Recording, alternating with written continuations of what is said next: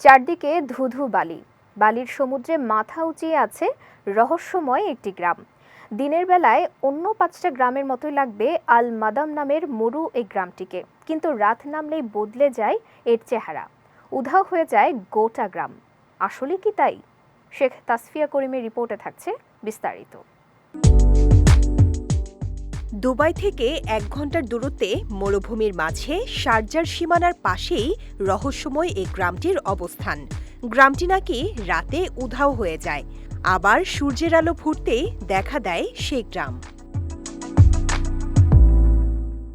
আল madame নামে ভুতুড়ে এই গ্রামের খবর চাওর হতেই বিজ্ঞানীরা নেমে পড়েন গবেষণায়।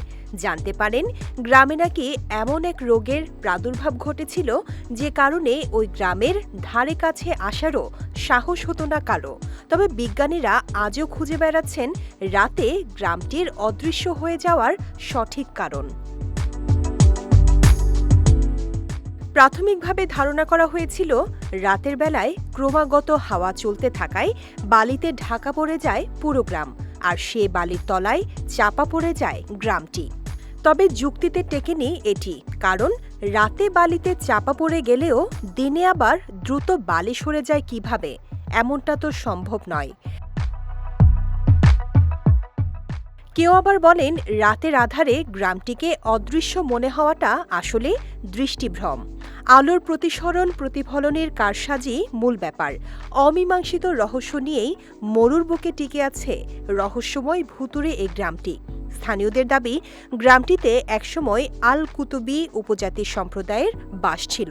প্রতিকূল পরিবেশ, ধুধু মরুভূমি আর ক্রমাগত বালির হামলার কারণে গ্রাম ছাড়তে বাধ্য হয়েছিলেন কুতুবিরা। গ্রামটির রহস্যময় চরিত্রের জন্য তা পর্যটকদের আকর্ষণের কেন্দ্রবিন্দু হয়ে উঠেছে। অনেকে আবার রহস্য উদ্ঘাটনের টানে ছুটে আসেন এ গ্রামে। একদিন নিশ্চয়ই খুলবে এই রহস্যের জট। তখন হয়তো জানা যাবে রাতে আল মাদাম গ্রামটির উধাও হয়ে যাওয়ার প্রকৃত কারণ।